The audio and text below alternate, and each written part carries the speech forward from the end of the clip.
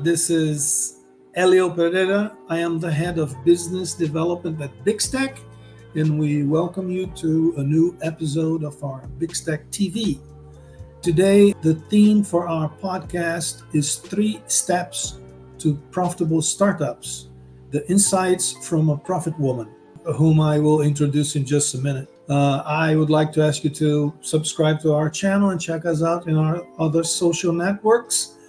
And today we have the privilege to have Sasha Garcia with us. She is the founder of the CEO University. She's a board advisor, author, and has a large experience working with startups and other companies. And, it's very interesting to bring her on and to have this talk, because at BIX Tech, as many of you know, we specialize in helping startups develop their products, embed Gen AI, for example, into the product roadmap. And so we always see the scenery from a technological and a technical point of view. And Sasha is going to bring us a different perspective in the world of startup. I'm going to ask Sasha to introduce herself and tell us a little bit about her experience and her history. Sure. Thanks for having me, Helio, on BIX Tech TV. Well, my name is Sasha, as you mentioned, and next year is going to be my 15th year in tech industry. Basically, that's the only career I had. For the last 7 years, I've been enjoying an entrepreneurial ride in tech. I'm working with CEOs of tech companies, mostly service, but some of them product, ranging from start till scale till exit. So we're kind of trying to build an ecosystem, the CEO University, where people can open, scale, and exit their business with us. Sometimes we help them find investors, etc., etc. And I do have some product experience as well. And of course, all the work that I'm doing for our university is also product work, because we run educational products online and we work with people from different countries.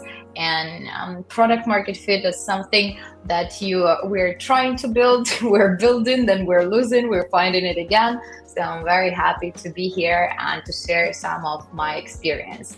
I also worked as business development and HR functions in some of Y Combinator startups.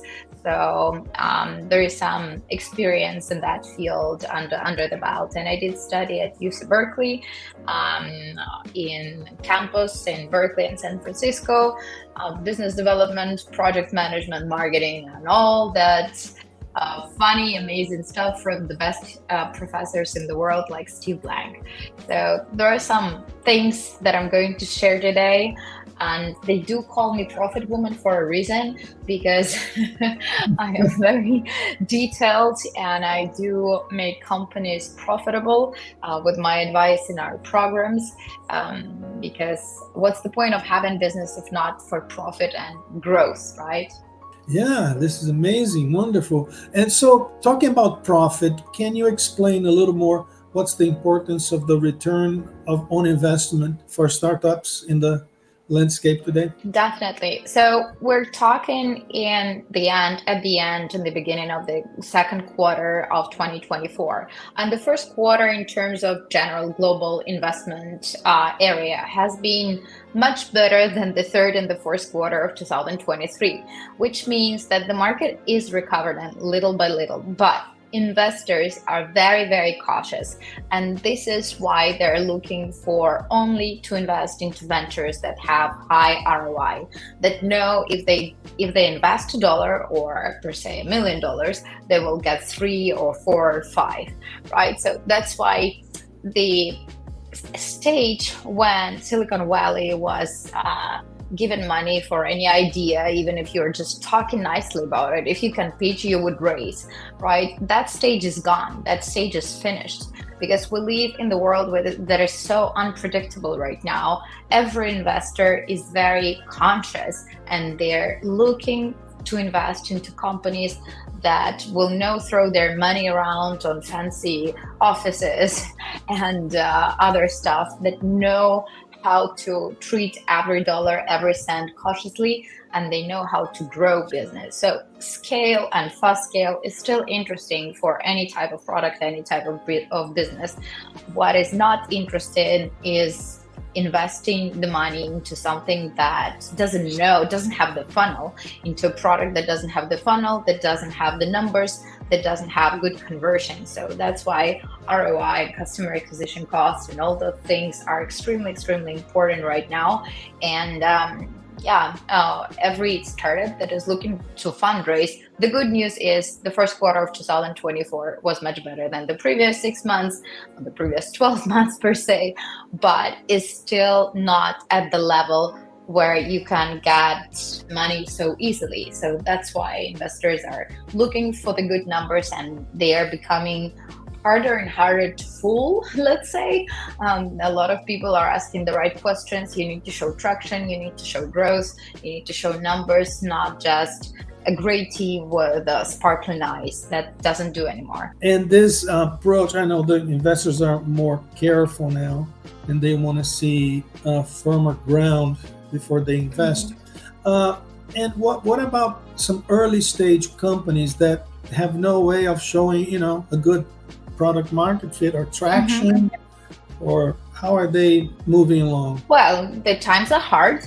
The times are hard for all the world and for all tech industry, because AI is a major black swan, let's say, that is disrupting a lot of things, a lot of industries, and it's amazing that you at BIX Tech can help with that. But basically, for early stage startups, the most important things is to start building their recurring revenue as early as possible. And for my view, it's much easier to do it in B2B space when you're building a software or a service or anything, and you can get the first client, the second, the third. With 3 clients, you already have traction that is enough for raising even some early stage capital. So that's what I would do personally. I would do cold outreach and stuff. I would go to 8 meetings every day, but I would look to do some retainer-based business, some recurring revenue streams, so that based on that, I could either fundraise, or if I'm bootstrapping, I would start to have 3,000 in my account every month, then 4,000, 5, 10, and with that, I can survive, support myself and my partner maybe, if I have a full co-founder of the startup, and then I can start investing into the right thing, like SEO, SEO, search engine optimization, like getting the first marketing person part-time, salesperson, etc., etc. So start working on the growth. So for early stage companies, recurring revenue is everything. It's the first traction. If you are able to build a product that can be not very cheap and will still be valuable for the money, and you're hitting the B2B space, then you need less sales, but they're longer to get, harder to get. But this is how you stabilize very early. And another 2 strategies for startups that they should adopt that I wanted to share with you. The first one, as I mentioned, is recurring revenue. The second very important one is network effect. And network effect is when you get first user, you get 1 user, and you do your best job so that he becomes 3 users. Right, so that he brings you friends, he works for you as an evangelist of your product, and that you give him incentives to bring you some other people to subscribe to your product, to subscribe if we're talking about SaaS. And the network effect is one of the ways to minimize customer acquisition cost and to maximize your marketing ROI, right? So it's very important, and unfortunately, I see that companies start to employ this strategy quite early, and this is making things harder.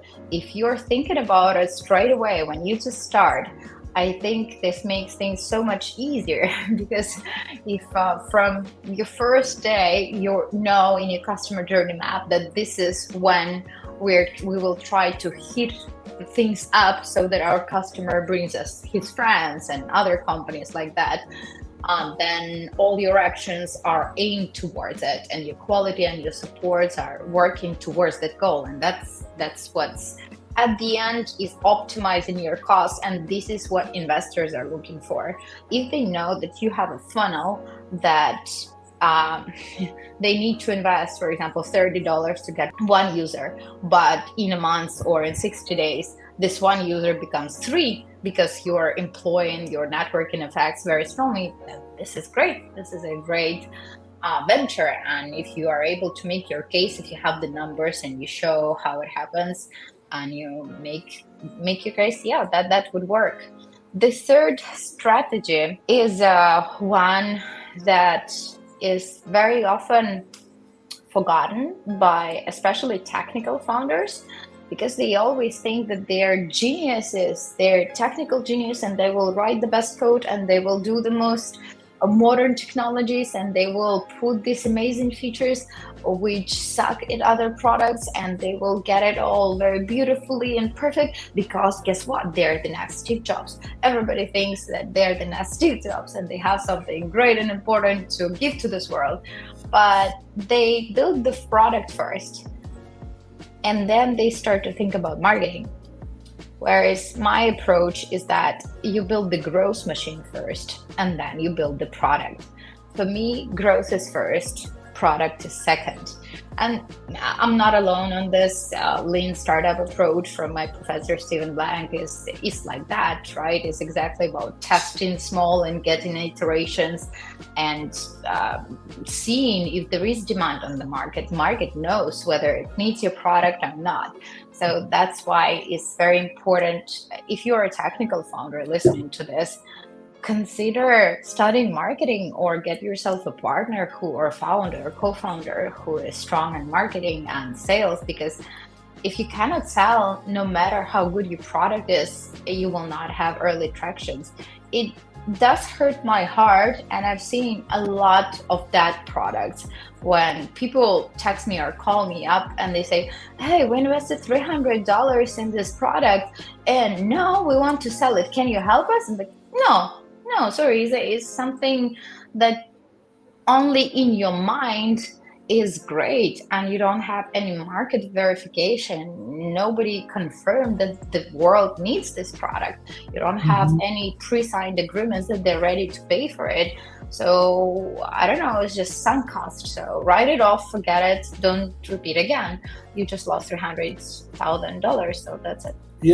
Yeah, I have some experience with some startups that do exactly that. They have no concern about contacting the end user, the customer that would be a user of the product, to get input, to show prototypes, get return. And this is definitely an area that people can improve.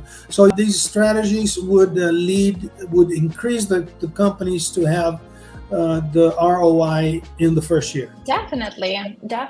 If you put growth first and product second, if you start building your waiting list before the product is ready, if you have letters of intent signed based on your pitch to work with you, and the letters of intent with numbers like, okay, we are the company who really agreed to pay $2,000 every month for using this product that you promised to build and deliver in 6 months. Okay, this is a letter of intent. If you have that, if you have growth first, product second, network effects where one user brings 3 more, if you focus on day one on return revenue, then yeah, you're really on the good track.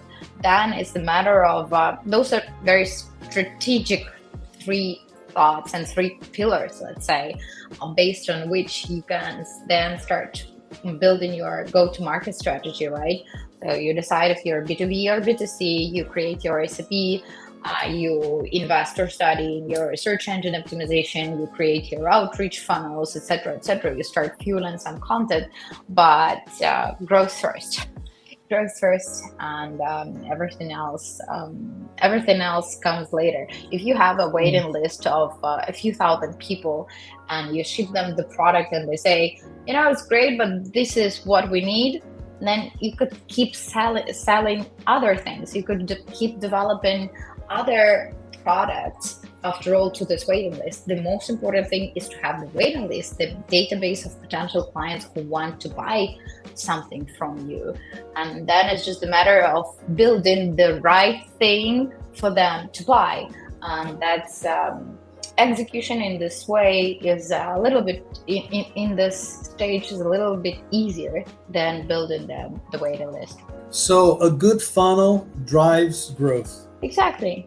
Yeah, definitely. Right. And what stage do you think this funnel can begin to grow? For example, is it a company that already has an MVP or few, or not a prototype, a PowerPoint presentation? Yeah, a PowerPoint presentation is great. Or, I mean, as early as you possibly can. So a lot of technical founders, they also don't like building their personal brand and being on social media. And I think that's wrong, because your social media following is your sandbox where you can test your ideas. So what I would do if I have an idea, I say, okay, I'm thinking about doing this. For example, if I want to do I don't know, an app for busy people, which will have this and this functionality. I'm thinking to do this. If you're really interested, leave your email or just fill out this Google form. And if I have social media following, they will fill out, and based on their answers, I can do my customer development, right? I could get on a call with them and I could ask them what exactly they're looking in this product and what messages get them. Based on the messages, I would use their own words to build the marketing machine, right? So that I grow the funnel and I have more and more emails. And I would just do a simple black or white landing page saying what this product is about and leave your email to get to subscribe for the early use for our beta version or whatever. And this is how you work with your any idea. If your idea got very little attention, then it's a sign that the market doesn't need it. Get your next idea. The problem with ideas and testing them even before MVP is built is actually very psychological. It's a lot of ego. So because we believe so much that our product is genius, and we are afraid to test it and to discover that maybe it's not genius. If you treat all life as a taste, then you know your goal and your purpose, and you just keep playing, and there is no space for ego, and it's not in your way to build traction. If you treat it simply, if there is ego involved, it's like you think you're the smartest banana in the room and you know what this world needs. No, market is the king. Market is the king. Market tells you what it needs, what it doesn't. I always tell my team, they're asking, okay, let's go out with this message or that message, let's test this. I say, okay, we put something very simple on the market and ask them, do you want it gray color or do you want it yellow? Do you want it green? Do you want it blue? Do you want it with something else? Do you want it to be flat? Do you want it not to be? Or like, we ask the market what it wants. But for that, you need to have some social following or a lot of outreach. Or some soft skill that will allow you to be humble enough to listen that your product is not perfect. Exactly. I heard a few years ago somebody say, a founder cannot get too attached to a company or to a product. You have to keep a certain distance that will allow you some judgment, right? Definitely. And I agree with you. The best way to get that is to get to people, to get into conversations, Yes. Right. Excellent ideas. And now, how about finding a balance between innovation and financial sustainability? Mm-hmm. What's your take on that?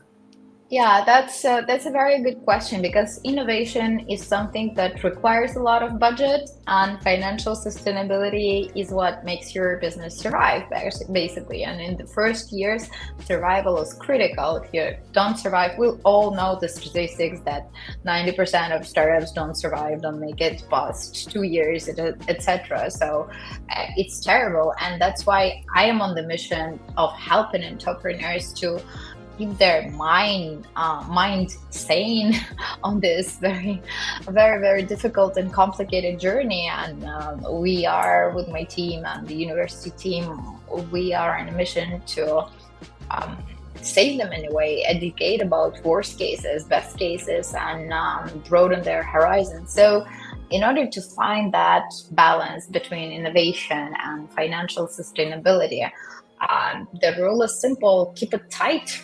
Don't overspend in the beginning. Don't spend the money that you don't have, or try to build first traction, try to build first 10K of revenue with your own hands, without any team, without nothing.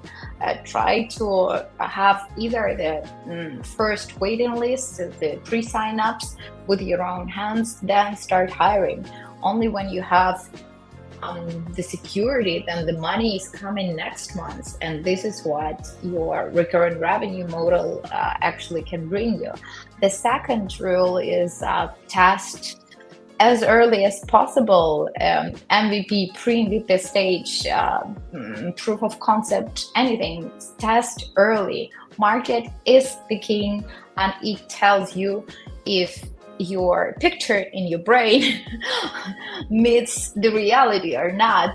And a lot of times it doesn't, and that's fine.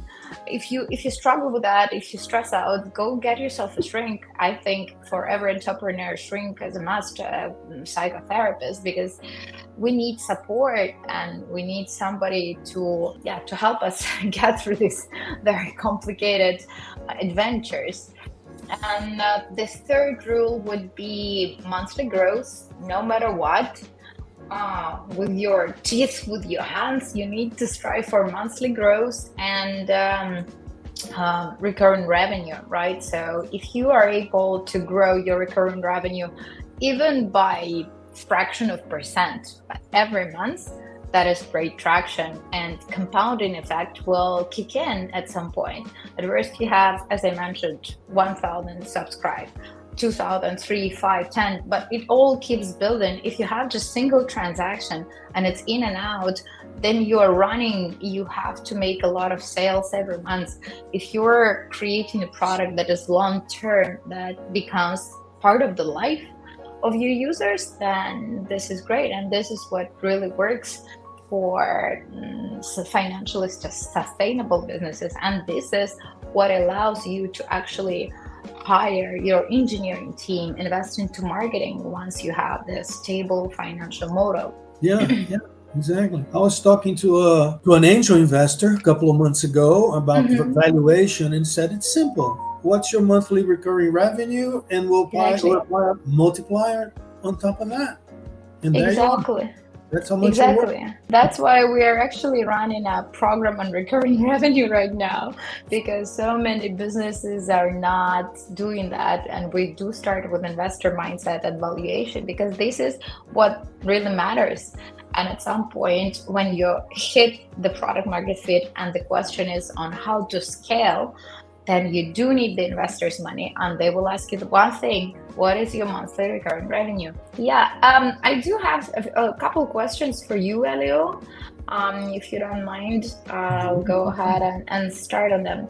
So I do understand the business you're in, and I was wondering, how do companies like BIX Tech and outsourcing IT services businesses, how can they impact startups' speed to market? We can do that in several ways. Actually, we're doing it. We have several startups as customers, and they are in different stages of funding. Some of them are bootstrapping. We have a couple from Europe and a couple from the US. And we help them at this stage. We help them quickly build prototypes. Okay. Sometimes a non-functional, low resolution prototype, but they don't know how to do it, so they can get some angel money in first, for example. And then it comes the MVP that they need to build.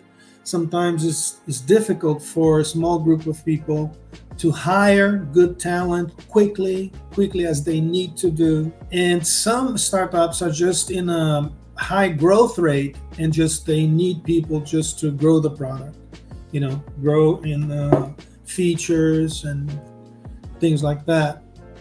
And what we bring to the table is that we have different skill sets in our company Mm-hmm. that can, when we can bring ideas to improve, the product, user interface, user experience. And then when you get below the interface and you see that myriad of stacks and things that need to run and the different technologies you can apply, we are able to say, listen, in this context, this works better than that. We have Mm-hmm. done it. Or this works better than this one, but this one is so much cheaper and it will do for the MVP. So don't spend your money here now. Just Mm-hmm. explain to the investors, listen, this is a robust MVP, but in order to scale to millions, we're going to need to restructure the data architecture, for example. Mm-hmm. So we have this sort of maturity that we have, grown over the years, over 10 years, and Mm-hmm. that we can bring to the table. Some startups really, they have one CTO or Mm-hmm. one technical founder, and we take care of the rest. They don't have any Mm-hmm. other IT people. Wow. And Wow. That's yeah, amazing. it is. And most of them, well, first of all, we like to work with startups because it's a good vibe. Yeah. It's like, wow, I want to discover, will this work? I have a great idea. It's different than working with a global corporation that has a Yeah. 100,000 people. It's just, and that energy is really, really great. We enjoy doing that, and many keep us as their technology partner Mm-hmm. over the years. You know, Amazing. Amazing. Yeah. Well, it means they value that. And talking about the strategy, because I was very in my speech and in the previous questions, I was very strong about business development. That early traction, marketing, sales matter the most. So, what other core competences could startups develop or focus on if they were to engage with a technical partner like you? ideally, they would have somebody on their side that would know about how to define requirements. Yeah, definitely. Requirements have a life of their own, and they that tend to change. And Hmm. one thing that can really disrupt and you know aggregate more cost to projects is change the requirements while the project is being developed. So we can sometimes have to do rework. So Yeah. if you and you can do that by uh, creating user stories. For example, you have no technical knowledge. You don't know how to say, I want this program to do that, and the input will be that output. Just create a user Hmm. story. I have three personas that will use my product. One Hmm. is, the buyer, the one is the seller, the one is, well, okay, what do they do? Just write text or ask Definitely. ChatGPT to write a text for you. But, and then we need to agree that that's the story. And then we can develop onto more drawings of architectures and screens and things like that. And then Hmm. the idea becomes more solid. Perfect, perfect. I see. And let's switch a little bit into the bad, into the cons of it. So, what are the challenges of that startups face when they want to engage with an outsourcing IT services company? What are the things that get really complicated?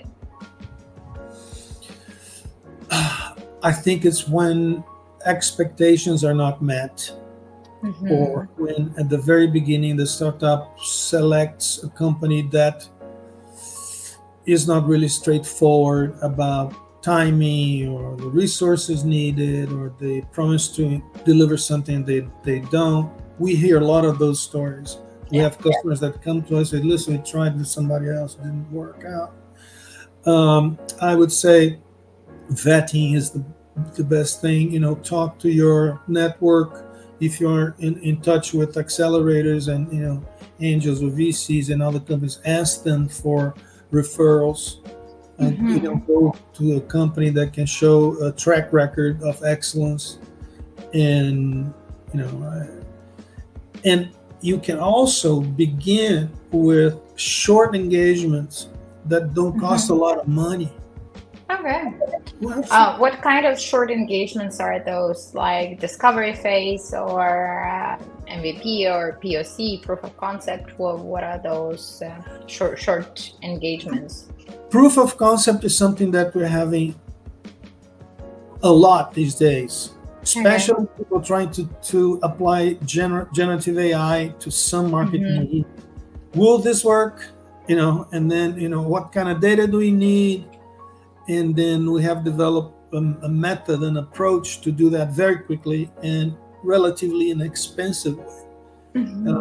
Another example is we have a client that has already a lot of the product built, but he needed one section built quickly in order to make a presentation to investors.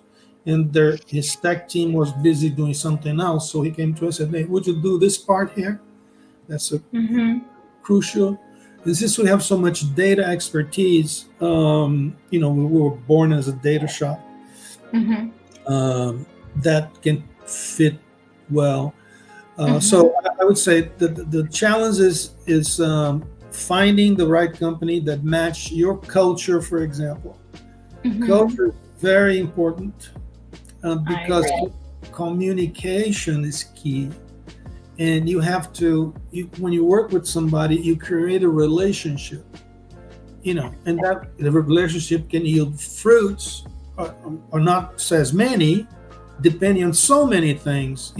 If I feel at ease, if I trust you, if it's an agreeable moment when we work together and have meetings, and you are open with me and you admit when you made a mistake or when something's going to be late, all this helps to build trust. Definitely. So there's a set of soft skills involved, and it's a people business. Technology is people. It's just people.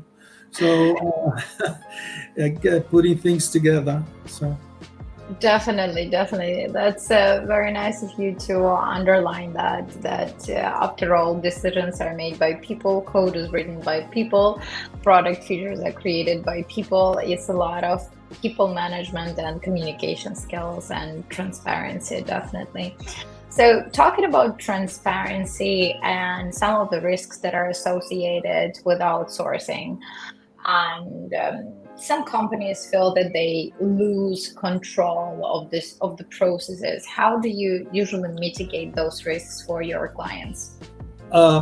We begin with agreeing on the details and the specifications of the work that needs to be done. We agree on the timetable and how much this is going to cost. And then we develop a plan on how to deliver each activity, each task, the deliverables. We have dailies with many customers, just 10, 15 minutes. How is it going? Sure. What happened yesterday? Do you have any questions? Blah, blah. And then if we're not going, this doesn't happen a lot, but if we're not going to meet a deadline, we must tell our client as soon as possible. Well, listen, this is going to happen, and these are the reasons, and this is how we're going to mitigate. But there are lots of tools for a startup to have control over whatever the development it's doing. It can choose different methods. You can share a Trello, for example. You can introduce agile approaches and like Kanban or Scrum or etc. It depends on the qualifications and project management team available, but definitely there are things that have been in place for a long time that every project could implement. But I'm interested in one more question. This goes again to the risks section of our conversation. And when I studied, we had a course on the intellectual property, which is very important anywhere in the world, because if you cannot protect yourself, in this case, this is the code, and the code and the idea. What measures should startups take in order to mitigate the risks to protect their intellectual property when working with a vendor, with a partner, with a technological partner? The quickest way is contractual means. You sign an NDA right off the bat just to start talking. And that NDA should include IP protection clauses. And then we sign a master agreement, master service agreement, an MSA, which also has an extensive list of clauses that protect the intellectual property. But there are big companies that never sign an NDA, because if you go present an idea to them, they say, I have a group already thinking about that. Then you're going to say, I stole your idea.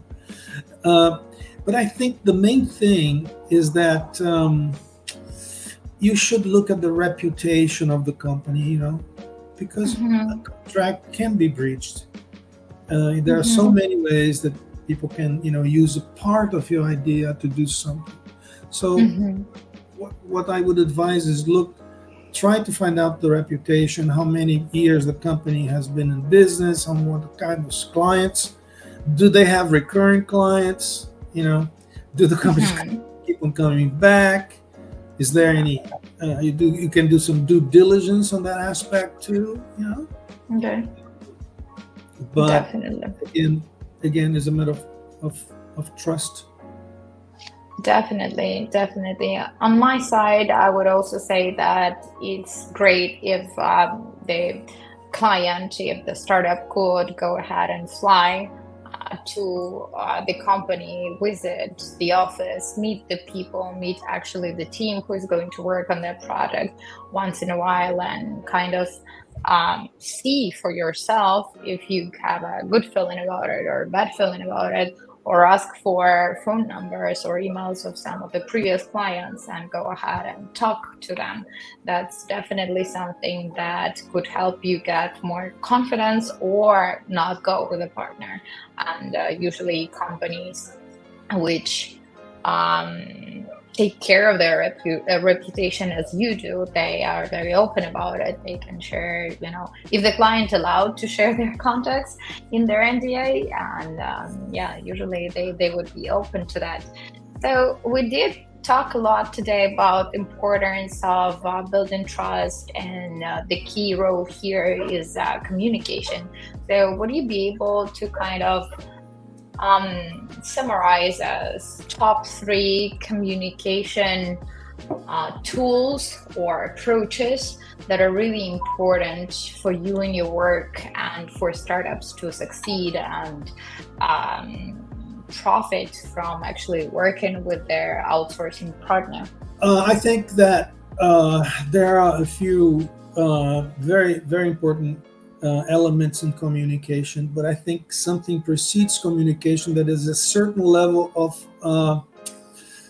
self-knowledge. You need, for example, a founder that understands that his ego is interfering with decisions, as you mentioned earlier. This, being conscious of that, will help with the way he communicates. He listens attentively to other people. He takes into account other people's opinions or not. So this is an important thing for you to understand what are your strengths and weaknesses. And then you need to be a good listener. You need to talk very objectively about the things. You need to be transparent and warn your client as soon as possible if something is deviating from the plan. And just be honest and be yourself and tell them what you like, what you don't like, what may go wrong. I think it's really about developing a relationship. It's not like in our case, it's not like, we receive a bunch of requirements and we code the program and then we upload the program to a certain server and that's it. Done. Done. No, I don't know how that happened, but we get involved with the mission and what you want to, achieve at the end. What that is a fun part, to be able to participate a little bit in that founder's dream and see if we, Definitely. yeah. Wow, perfect. Thank you so much for sharing your wisdom and your experience. I understand why your clients like you and why they keep referring you to other clients, because you do project trust and the right culture, as you said. So yeah, thank you. Sasha, I thank you very much too. Your inputs and your experience. I learned a lot today, and I'm sure our viewers also did and will. And thank you very much. Maybe we can do this a second time on a second topic. Sure, definitely. I'd be happy to do so. All right. Thank you very much. We'll see you. Bye-bye. Thank you. Bye-bye.